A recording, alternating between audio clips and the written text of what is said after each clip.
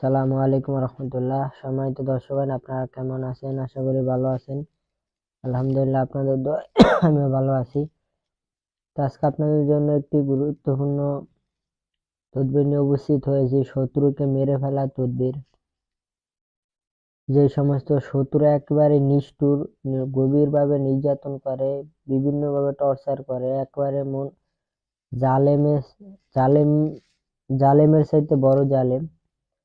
তো তারা মানুষকে এত নির্যাতন করে, ক্ষতি করে, তাদের জন্য এই সমস্ত তদবির। এই জালেম শত্রুকে আপনি মেরে ফেলতে পারবেন এই তদবিরটার মাধ্যমে। তো যারা আপনারা ভিডিও দেখতেছেন, আমার তদবিরের অনুমতি পাওয়ার জন্য আপনার ভিডিওতে একটা লাইক করতে হবে, চ্যানেলটা ভিডিওটা শেয়ার করে দিবেন অন্য ভাইদের উপকারের জন্য, এবং চ্যানেলটা সাবস্ক্রাইব করে দিবেন। হ্যাঁ, এই কাজগুলা করলে আপনি আমার আমলের অনুমতি পেয়ে যাবেন, এবং আমলের অনুমতি পাইলে হবে না, আপনার এই ভিডিওটা মনোযোগ সহকারে দেখতে হবে। এই তদবিরের নিয়ম কানুন ভালোভাবে জেনে কাজ করবেন, ইনশাল্লাহ কাজ হবেই। আর তদবিরে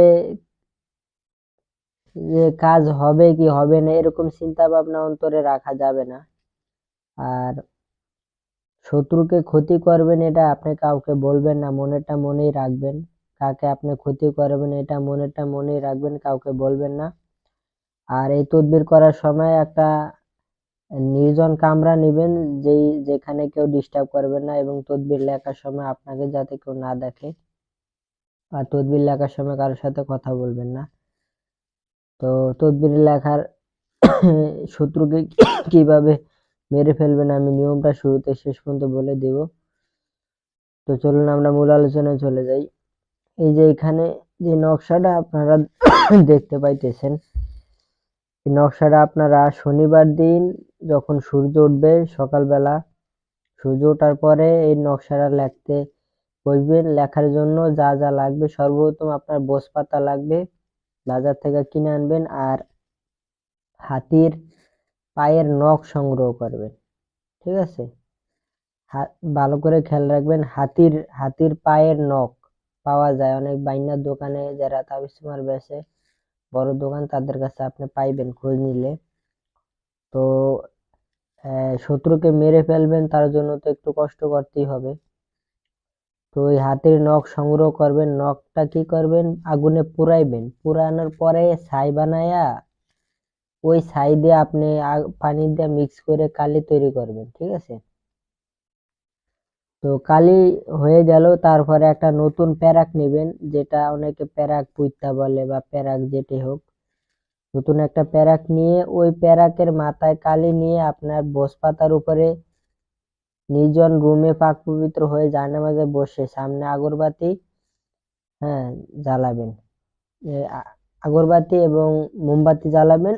জ্বালানোর পরে ওই হাতির পায়ের যে নখ দিয়া কালি তৈরি করছেন, ওই কালি দিয়ে আপনি নতুন প্যারাকের মাধ্যমে বসপাতার ভিতরে এই নকশাটা লিখবেন, ঠিক আছে? সেম যেভাবে লেখা আছে এভাবেই লিখবেন। তো এখানে বাংলা দেওয়া আছে, তো আপনার আরবিতে দিলে ভালো হতো, তো বাংলা দিছে এখানে, তো সমস্যা নেই, এইভাবে কাজ হবে। তো এই নকশাটা আপনারা বসপাতার উপরে লিখবেন।